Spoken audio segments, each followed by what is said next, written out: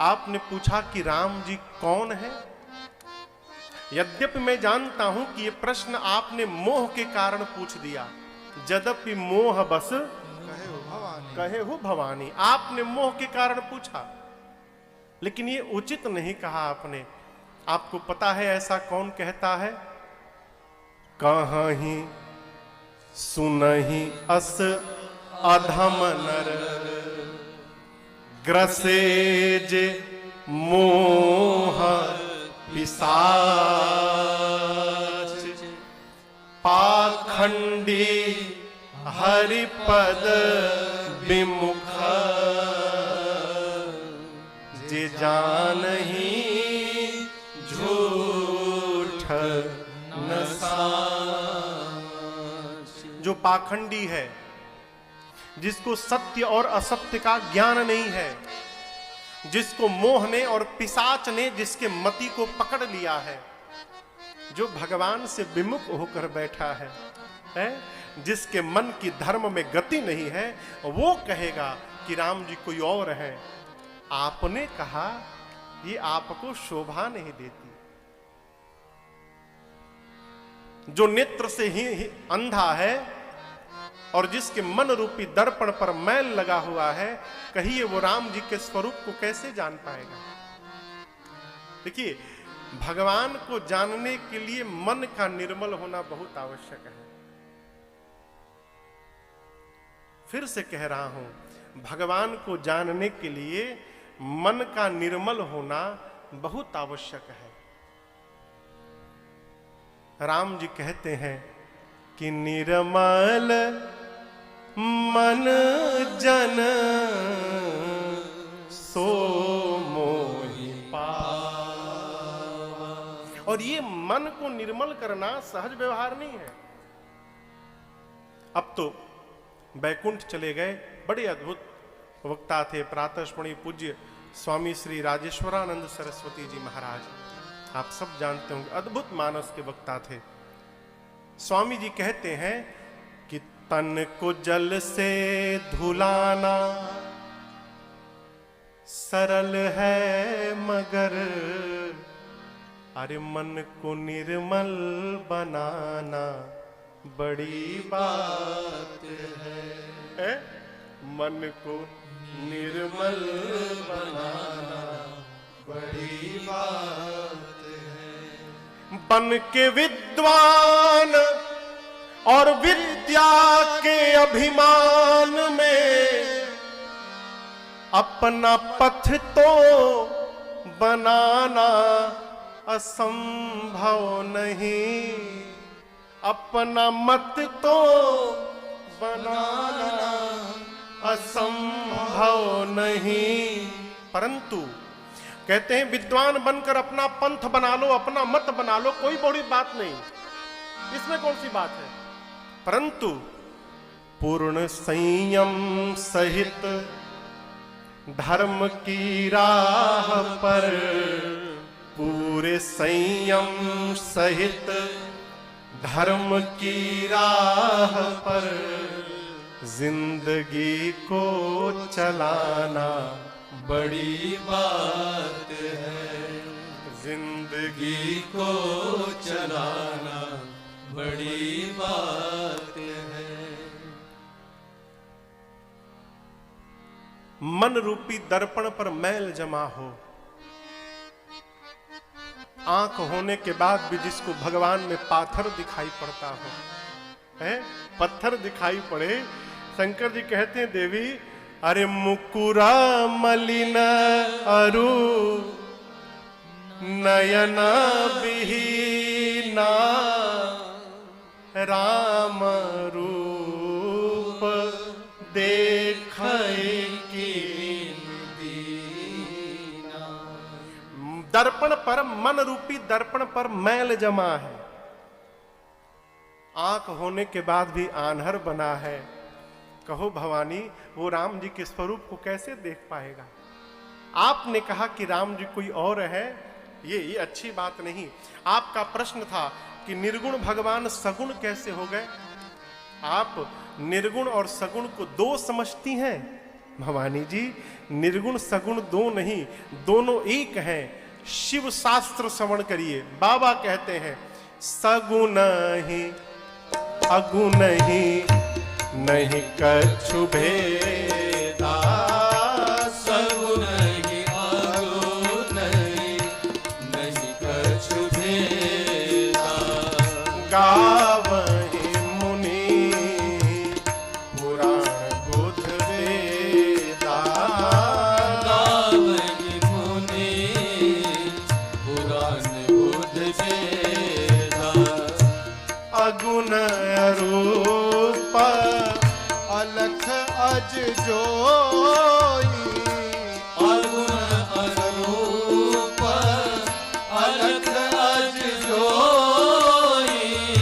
भगत प्रेम बस सगुण सोई, भगत प्रेम बस सगुण सोई।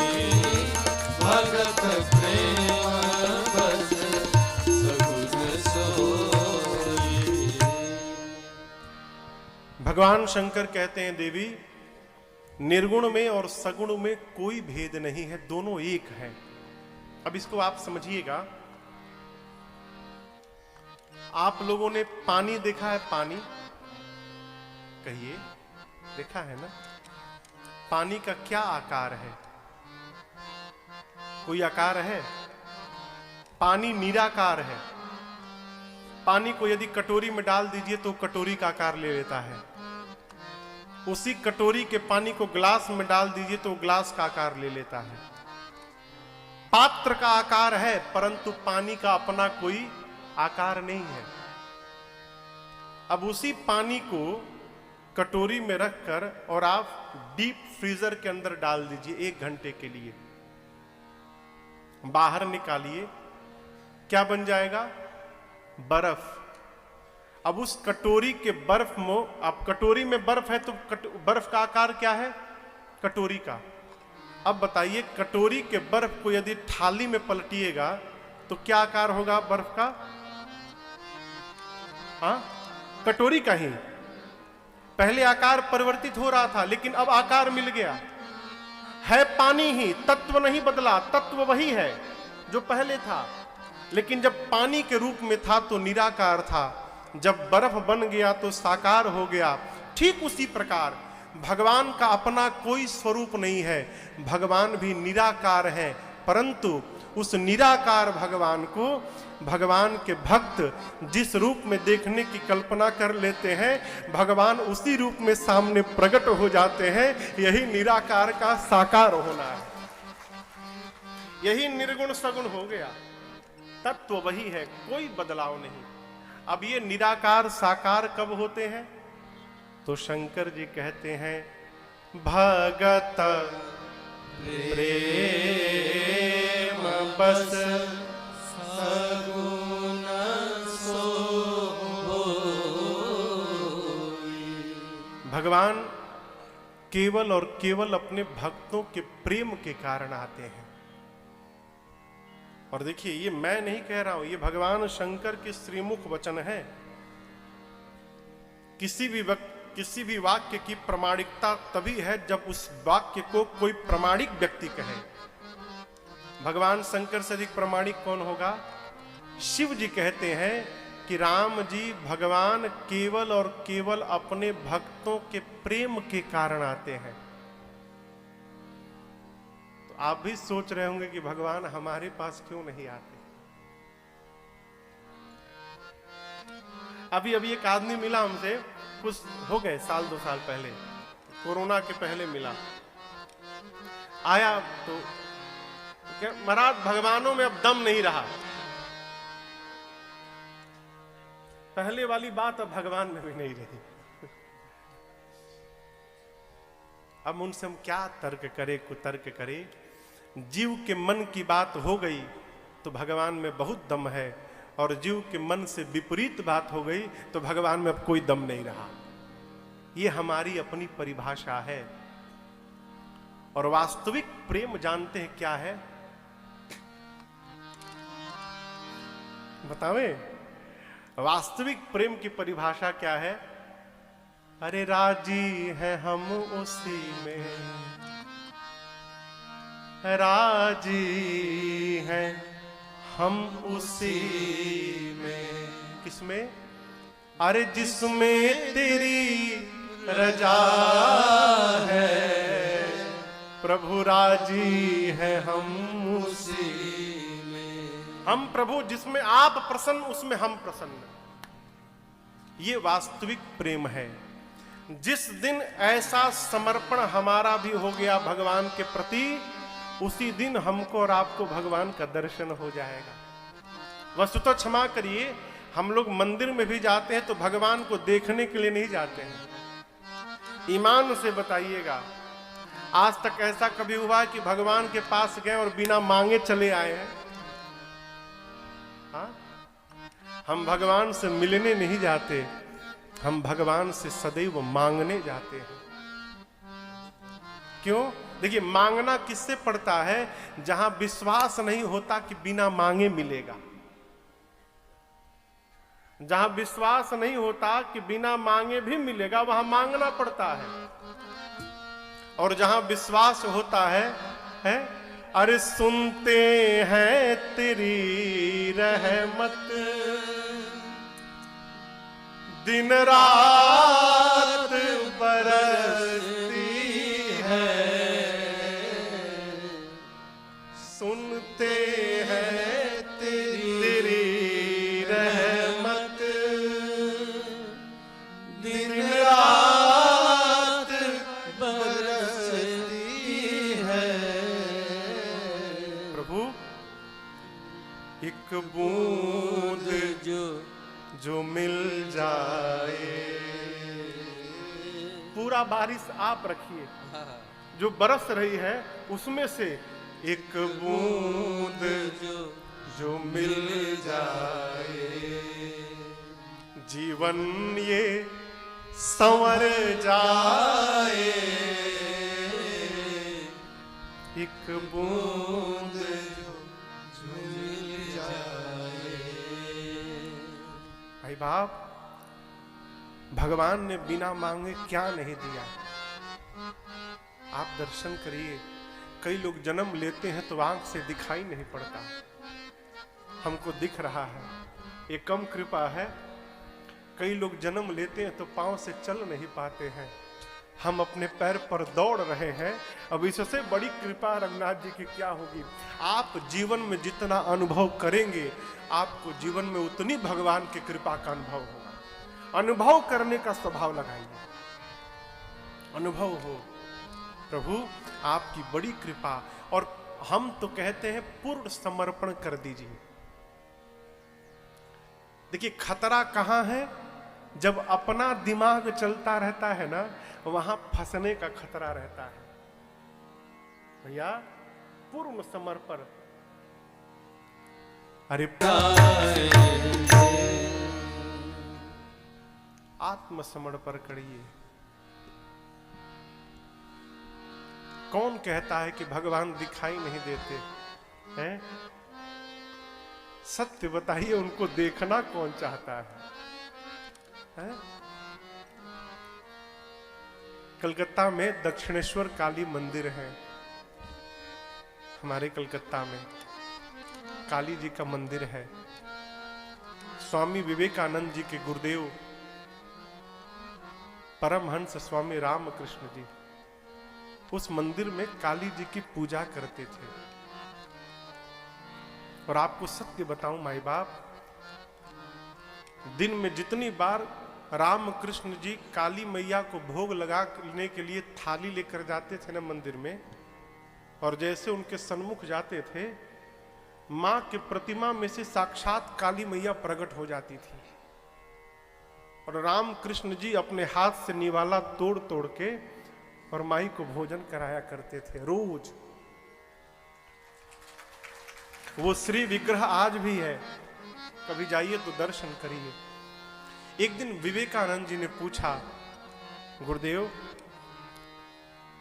आपको तो रोज मां का दर्शन प्राप्त होता है, वही मां मुझे क्यों नहीं दिखाई देती? स्वामी जी ने कुछ बोला नहीं। कहा अच्छा ठीक है, बताऊंगा किसी दिन। आप में से जो गए होंगे दक्षिणेश्वर काली मंदिर गंगा जी के ठीक तट पे है, सामने निकलिए तो गंगा जी है। इस प्रश्न पूछने के कुछ दिनों बाद रामकृष्ण जी विवेकानंद जी को कहे कि चलो गंगा स्नान करके आते हैं। स्नान करने गए, कमर भर जल के भीतर गुरु और शिष्य दोनों खड़े भये। स्वामी जी ने विवेकानंद जी से कहा, नरेंद्र डुबकी लगाओ।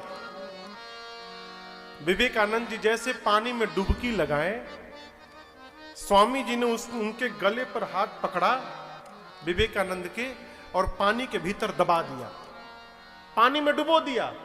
अब पकड़े हुए हैं।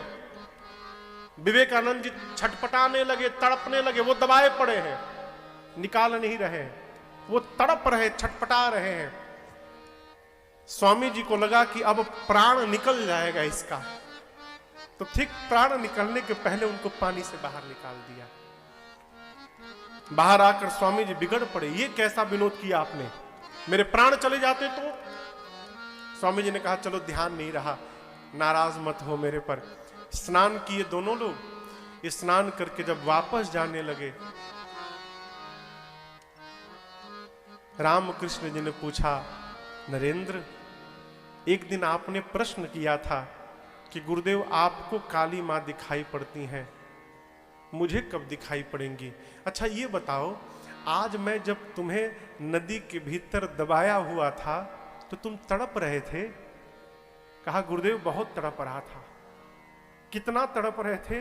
कहा गुरुदेव मैं बता नहीं सकता हूं, बाहर निकलने के लिए मेरे भीतर जो तड़प थी ना, उस तड़प को शब्दों में नहीं बताया जा सकता। तब गुरु जी ने कहा, पुत्र आज जिस प्रकार जल से बाहर निकलने के लिए तुम तड़प रहे थे, उतनी ही तड़प जिस दिन मां को देखने के लिए हो जाएगी, उसी दिन तुमको माई दिखाई पड़ जाएगी। वो तड़प चाहिए माई बाप। हम नहीं करते, हम तो मांग की लिस्ट लेकर जाते हैं। आज पहुंचना है तो का मांगना है? ऐसे भगवान मिलने वाले नहीं हैं। हमने हमारे पूज्य महाराज से एक भजन गाते हैं, अरे हमने आंगन नहीं बुहारा, घर वाला नहीं हो, इधर वाला। अरे हमने आंगन नहीं बुहारा, कैसे आएंगे भगवान, कैसे आएंगे भगवान। सच्चे मन से नहीं पुकारा, कैसे आएंगे भगवान, कैसे आएंगे भगवान। निर्मल मन हो तो रघुनायक शबरी के घर जाते। निर्मल मन हो तो रघुनायक मां शबरी के घर जाते। और श्याम सूर की बाह पकड़ते और साग विदुर घर खाते। श्याम सूर की बाह पकड़ते, साग विदुर घर खाते। इस पर तुमने नहीं विचारा, अरे इस पर तुमने नहीं विचारा, कैसे आएंगे भगवान, कभी नहीं आएंगे भगवान। भगवान को देखने की कामना लेकर जाइए मंदिर में। शंकर भगवान कहते हैं, भवानी जी केवल और केवल भगवान भगत प्रेम बस सगुण सोहोई। राम सगुण भये भगत प्रेम रस। किसने कहा? देवगुरु बृहस्पति जी ने। आधे वाली अर्धाली शंकर जी बोले हैं, बाद वाली देवगुरु बृहस्पति जी ने। एक ही बात दोनों ने कही, भगवान केवल और केवल अपने भक्तों के प्रेम के कारण प्रकट होते हैं। शंकर जी कहते हैं देवी राम जी के स्वरूप के बारे में कुछ नहीं बताया जा सकता, जिनके बारे में वेद नहीं बता पाए। वेद केवल इतना कहते हैं कि वो भगवान बिनु पद चलई सुनई बिनु काना, कर बिनु कर्म करई विधि नाना, आनन रहित सकल रस भोगी, बिनु वाणी वक्ता बड़ जोगी, तन बिनु परस नयन बिनु देखा, ग्रहई घ्राण बिनु बास अशेषा, अस सब भांति अलौकिक करनी, महिमा जासु जाई नहीं बरनी, अस सब हाथी अलौकिक करनी, महिमा जासु जाई नहीं बरनी। भैया वो प्रखर शुक्ल आए हैं, बाबूजी आए हैं, पूरा परिवार आए हैं। नारायण आ जाओ आगे आओ। लखनऊ से बड़ा प्यारा परिवार है हमारा। कितनी बार कथा गाए हैं हो? 2 बार ना। सीतापुर के पास आदरणीय शुक्ला जी का गांव है मानपुर, बड़ा आनंद आता था वहां कथा गाने में। नारायण। वेद भगवान क्या कहते हैं? भगवान बिना पांव के चलते हैं, बिनु पद चलई सुनई बिनु काना, बिना कान के सुनते हैं, बिना हाथ के व्यवहार करते हैं, बिना नासिका के सुगंध लेते हैं, बिना नेत्र के सबको देखते हैं। ये समझिएगा। देखिए आप जो घर में सीसीटीवी लगाए हैं, हो सकता है नेटवर्क फेल होने के बाद वो काम न करे, लेकिन भगवान जो सीसीटीवी लगाए हैं हो उसका 24/7 नेटवर्क पकड़ा रहता है, वो बंद होने वाला नहीं है। सावधान। बिनु पद चलई सुनई बिनु काना, कर बिनु कर्म करई विधि नाना। भगवान बिना मुख के सारे भोजन लेते हैं, बिना जिह्वा के संसार में सबसे बड़े वक्ता हैं, बिना शरीर सबको स्पर्श करते रहते हैं। ऐसा जिनके बारे में वेद बताते हैं, जेहि इमिगा वही वेद बुध, जाहि धरहि मुनि ध्यान, सोई दशरथ सुत भगत हित, कौशलपति भगवान। भगवान शंकर कहते हैं देवी ये मेरे वही राम जी हैं जिनके नाम का स्मरण करके मैं काशी में शरीर त्यागने वाले जंतु मात्र का उद्धार करता हूं। काशी मरत जंतु अवलोकी, जिसके नाम के बल से मैं मुक्त करता हूं। यदि कोई बिना मन से ही बरबस भी एक बार भगवान का नाम ले ले, उसके करोड़ों जन्म के पाप तत्क्षण जलकर भस्म हो जाते हैं। विवशा हूं। देखिए भगवान का नाम कई लोग पूछते हैं महाराज जी कहां लेना है कहां नहीं लेना है। एक व्यक्ति ने पूछा महाराज बाथरूम में नाम जप सकते हैं क्या? प्रश्न पूछने वाले भी एक से एक खोपड़ी के हो। हमने पूछा ही बताओ कहीं बाथरूम में प्राण निकल जाए तो क्या करोगे? है? इसलिए भगवान का नाम जैसे लो, खाली पेट लो। आप लोग को भोजपुरी समझ में आती है ठीक से? अच्छा, तब तो कोई बात नहीं है। भोजपुरी में एक गायक भाई भिखारी ठाकुर, उनको भोजपुरी का शेक्सपियर कहा गया। उन पर लोग शोध करते हैं, पीएचडी करते हैं उनके गीतों पर। उनकी एक रचना है, वो कहते हैं व्यापार। हमसे एक व्यक्ति ने कहा महाराज आप तो कथा क्या सुनाते, आप बिजनेस करते हैं? हमने कहा सही बोले भैया, हमारे और आप में हम दोनों व्यापारी हैं। अंतर इतना है, आप लोहे का बिजनेस करते हो और भगवान ने मुझे अपने नाम का बिजनेस करने के लिए चुना है, हम उनके नाम का बिजनेस करते हैं। यही अंतर है। भिखारी ठाकुर जी कहते हैं व्यापार करना हो तो किसका करो? अरे राम नाम के हो, अरे राम नाम के हो, राम नाम के।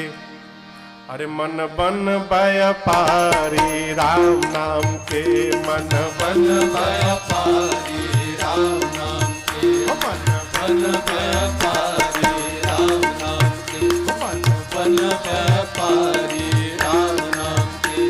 अरे राम नाम के हो, राम नाम के हो, राम नाम के। हाँ राम नाम के हो, राम नाम के हो, राम नाम के। मन बन व्यापारी राम नाम के, मन बन व्यापारी राम नाम के, मन बन व्यापारी राम नाम के, मन व्यापारी राम नाम के। सत के सुआ संतोष के सुतारी, सत के सुआ संतोष के सुतारी, सत के सुआ संतोष के सुतारी, सत के सुआ संतोष के सुतारी। और धर्म तरजुई दया के दुकानदारी राम नाम के। मन बन व्यापारी राम नाम के, मन बन व्यापारी राम नाम के। और धर्म तरजुई दया के दुकानदारी राम नाम के। और धर्म तरजुई दया के दुकानदारी राम नाम के। मन बन व्यापारी राम नाम के, मन बन व्यापारी राम नाम के। भोजपुरी में शब्द है गते गते, यानी धीरे धीरे। और चिचियाना मन चिल्लाना।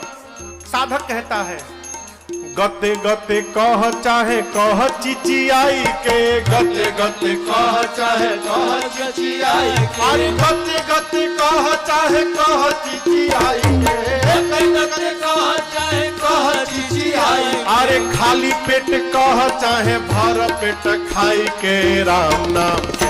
मन बन व्यापारी राम नाम के, मन बन व्यापारी राम नाम के। अरे खाली पेट कह चाहे भर पेट खाई के राम नाम के। अरे खाली पेट कह चाहे भर पेट खाई के राम नाम के।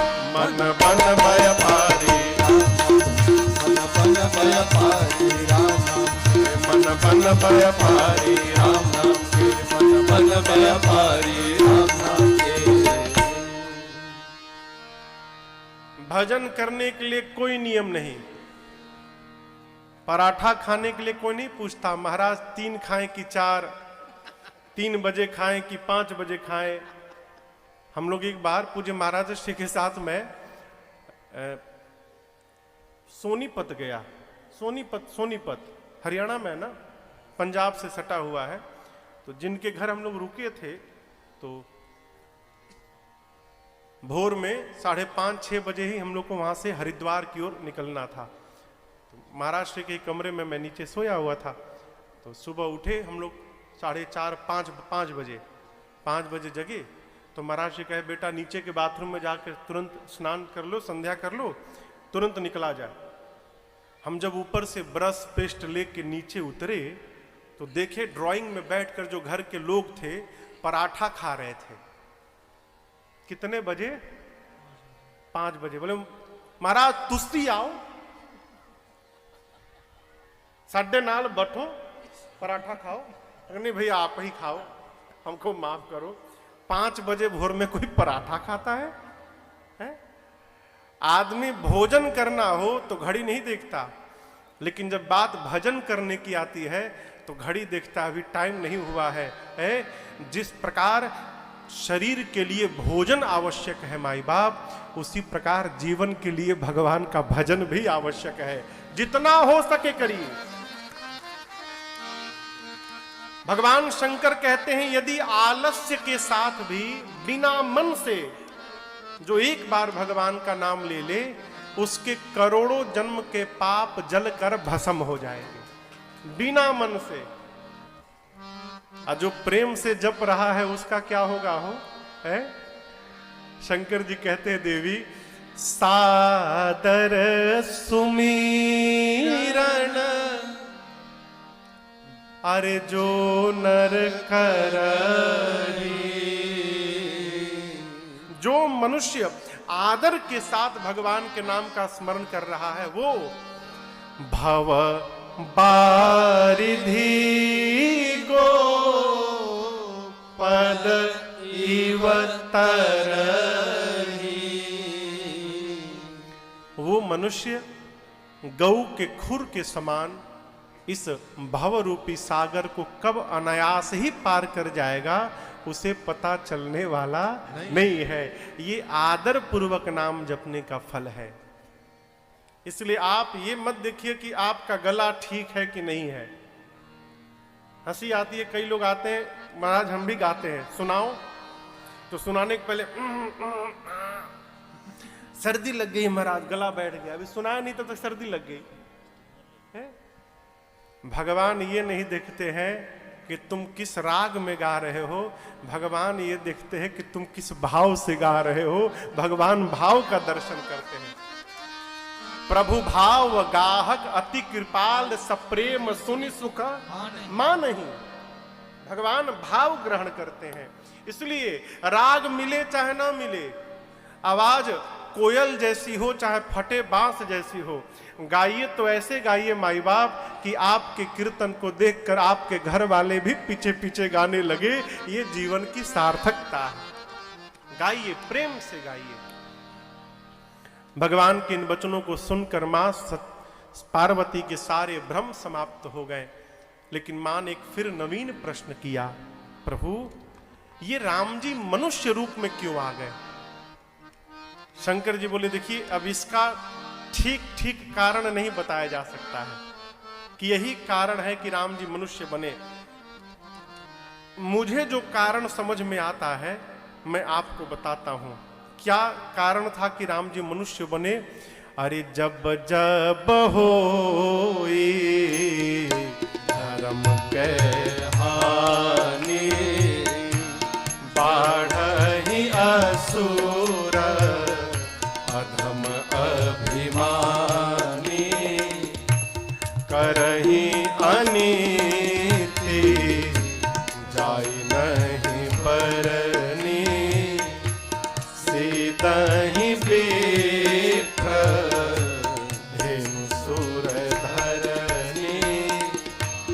तब तब प्रभु धरी तब तब प्रभु धरी विविध शरीरा हरहि कृपा निधि सज्जन पीरा हरहि कृपा निधि सज्जन पीरा।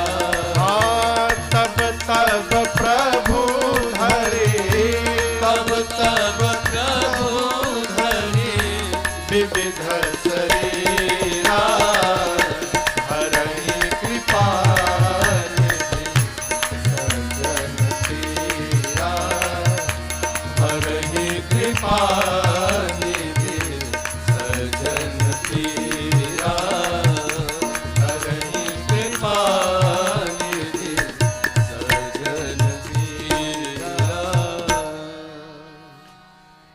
भगवान शंकर कहते हैं देवी जब जब धरती पर अधम अभिमानी असुर बढ़ने लगते हैं और ये अभिमानी अधम असुर बढ़कर पृथ्वी पर गौ माताओं पर देवताओं पर संतों पर और भक्तों पर इतना अत्याचार करने लगते हैं कि जिसका वर्णन करना संभव नहीं है। जब घोर अत्याचार इन पर होने लगता है तब तब प्रभु धरी विविधा शरीरा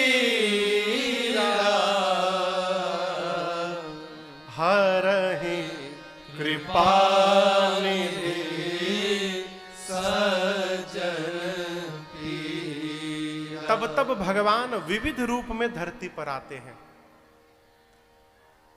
जैसा मैंने संतों के मुख से श्रवण किया है, भगवान 5 स्वरूप में आते हैं।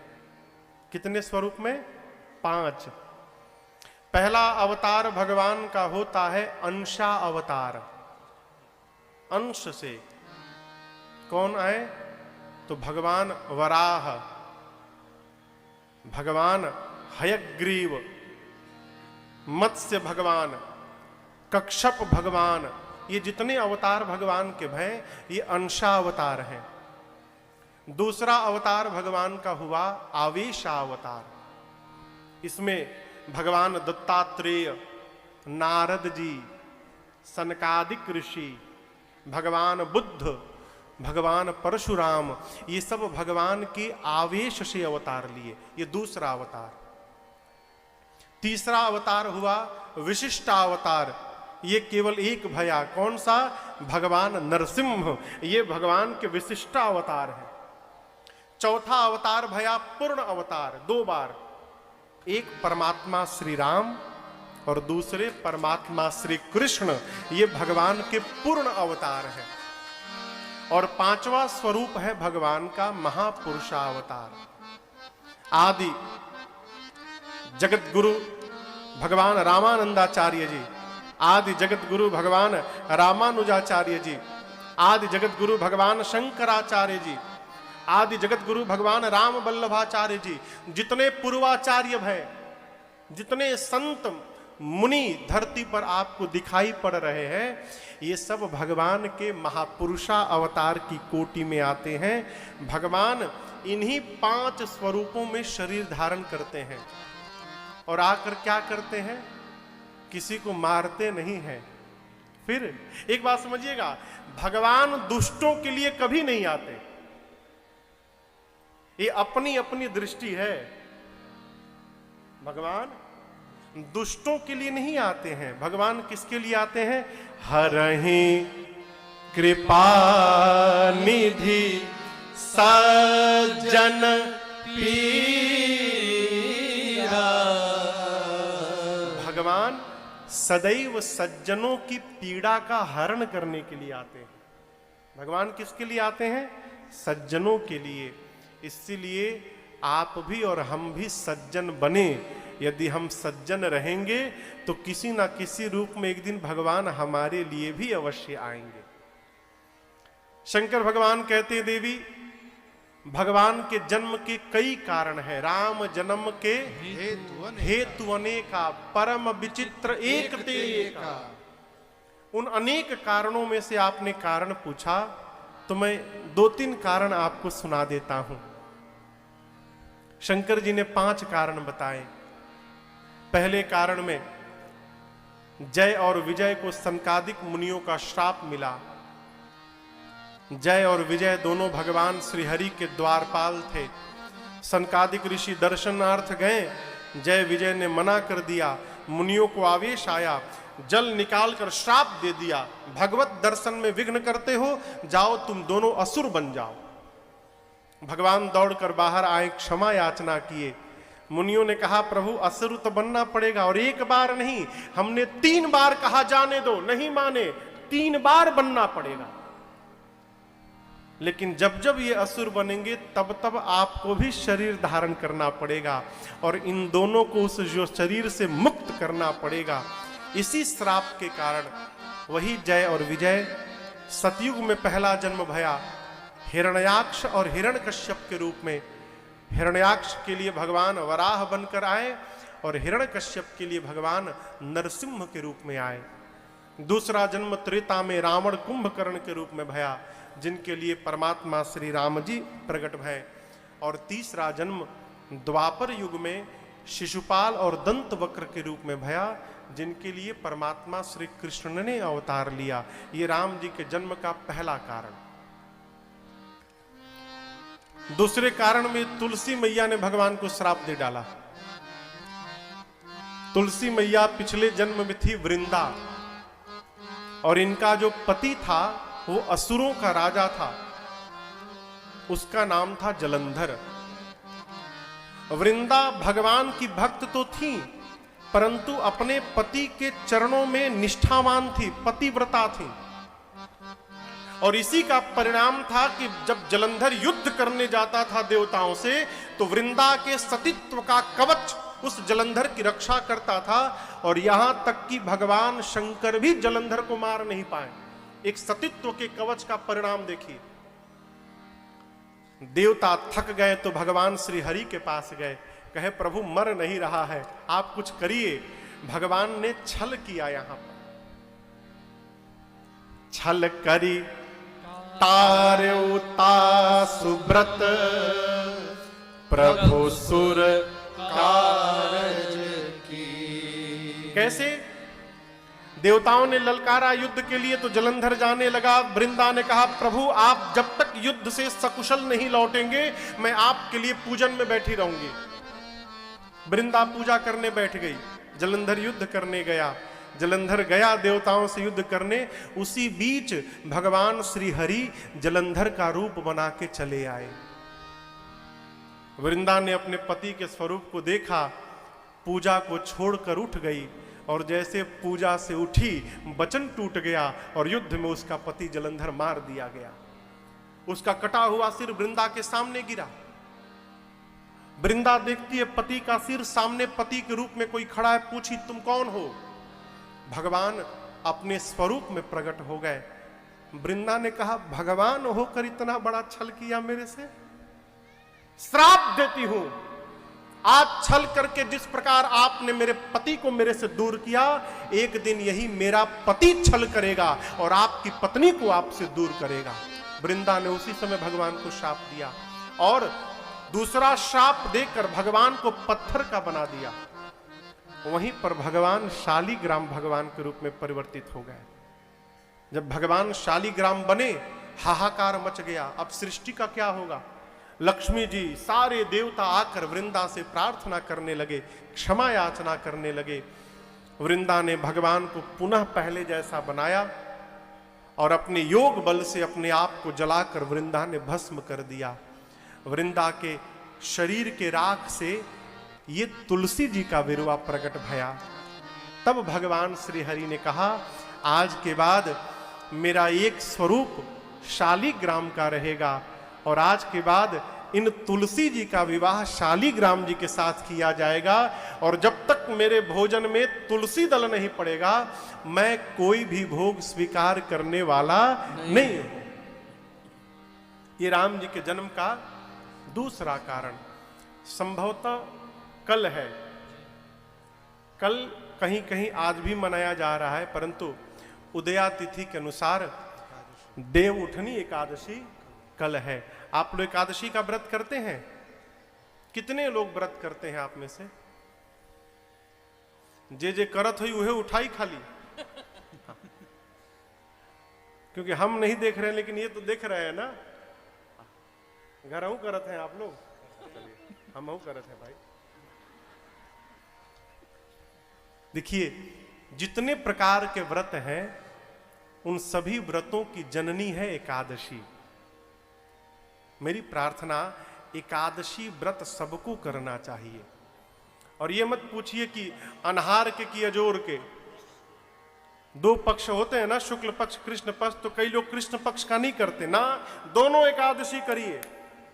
अभी एक साइंटिस्ट को ऑस्कर नोबेल प्राइज मिला एक शोध के ऊपर। जानते हैं क्या शोध किए? उन्होंने एकादशी व्रत पर शोध किया जिनके कारण उनको नोबेल प्राइज मिला। क्या शोध किया? उन्होंने शोध किया कि जो आदमी अपने जीवन एक साल में 20 दिन उपवास करता है, कितने दिन? 20 दिन। एक निश्चित अंतराल के बाद यदि 20 दिन वो उपवास करता है तो उसके जीवन में कैंसर होने का खतरा 95% घट जाता है। क्यों? जो कैंसर के कीटाणु होते हैं शरीर के अंदर पैरासाइट मिलता है। आप में जो लोग पढ़े होंगे, केचुआ उचुआ जो हमारे शरीर पर हम जो भोजन करते हैं उन पर आश्रित रहते हैं, उनको पैरासाइट बोलते हैं। तो जब हम भोजन करते हैं तो पैरासाइट उसी भोजन को करते हैं। जब शरीर को भोजन नहीं जाता तो वो पैरासाइट हमारे शरीर के कोशिकाओं को खाना प्रारंभ करते हैं। तो जब हम 20 दिन उपवास करते हैं तो उस उपवास में पैरासाइट जब कोशिका खाना प्रारंभ करते हैं तो उसी में कैंसर वाली कोशिकाओं को वो पैरासाइट खा जाते हैं और कैंसर होने का खतरा 95% घट जाता है। ये शोध किया गया एकादशी पर, और हम लोग इसको समझ ही नहीं पा रहे हैं। आध्यात्मिक दृष्टिकोण से एकादशी के दिन धरती के जितने पाप हैं, क्षमा करिएगा, धरती के जितने पाप हैं सबके पास सारे पाप अन्न में प्रवेश कर जाते हैं, विशेष करके चावल में। उस दिन चावल छूना भी पाप है, लगाना खाना तो बहुत दूर। एकादशी के दिन तिलक होता है तो तिलक के बाद मैया घर पे चावल नहीं लगाती है, ठाकुर जी को नहीं लगता, खाना तो बहुत दूर की बात है। इसलिए मेरी प्रार्थना आप लोगों से, एकादशी का व्रत करिए। बहुत सारे आइटम है खाने के लिए, कहो फाफड़ के आटा, कुट्टू का आटा, सिंघाड़े का आटा, खूब बढ़िया बढ़िया पकौड़ी बनाइए, पनीर की पकौड़ी बनाइए, चिल्ला बनाइए, कहो खाइए। अरे हमारे महाराज जी कहा करते 11 बार खाओ लेकिन एकादशी का व्रत करो। खाओ यानी व्रत का खाओ। तो आप लोग भी कल व्रत करेंगे? मेरी प्रार्थना एकादशी का व्रत किया जाए। जो छोटे छोटे बच्चे हैं वो पूरा दिन व्रत न करे, वो आधा दिन व्रत करे और आधे दिन के बाद फिर जाकर रात्रि में भोजन करे। बचपन से ही आदत पकड़ाइए, आधा आधा करते करते एक दिन पूरा व्रत उनका भी प्रारंभ हो जाएगा। ये दूसरा कारण था। तीसरे कारण में नारद जी ने भगवान को शाप दे दिया। क्यों? नारद जी को भगवत कृपा में अपना पुरुषार्थ दिखाई पड़ गया। देखिए हमारे महाराज जी हमसे कहा करते हैं, राजन 10 रुपया लगाकर यदि 100 रुपया आ रहा है तो उसको अपनी चतुराई मत समझना, वो भगवान की कृपा है तब तुम्हारे पास आ रहा है। कम मेहनत करके अधिक लाभ हो रहा है, ये भगवत कृपा है। कहो। और इस भगवत कृपा को जब हम अपना पुरुषार्थ मान लेते हैं तो यहीं से हमारा पतन भी प्रारंभ हो जाता है। हम कथा गा रहे हैं तो ये राजन नहीं गा रहे हैं, ये गवा रहे हैं इसलिए हम गा रहे हैं। कब तक गाएंगे? जब तक ये चाहेंगे तब तक गाएंगे। अब कहां कहां गाएंगे? जहां ये निर्धारित करेंगे वहीं गाएंगे। और जिस दिन मन में आ गया कि हम गा रहे हैं, हमरे जैसन करोड़ों राजन भीख मांगत है हो, कोई एक गिलास पानी भी नहीं पूछता है। हम लोग एक भजन गाते हैं, अरे मुझे कौन पूछता था है? तेरी बंदगी से पहले मुझे कौन पूछता था, तेरी बंदगी से पहले मुझे कौन पूछता था। मुझे कौन पूछता था तेरी बंदगी से पहले, मुझे कौन पूछता था तेरी बंदगी से पहले। मैं खुद को ढूंढता था, मैं खुद को ढूंढता था तेरी बंदगी से पहले। मैं खुद को ढूंढता था तेरी बंदगी से पहले। मुझे कौन पूछता था, मुझे कौन पूछता था, मुझे कौन पूछता था।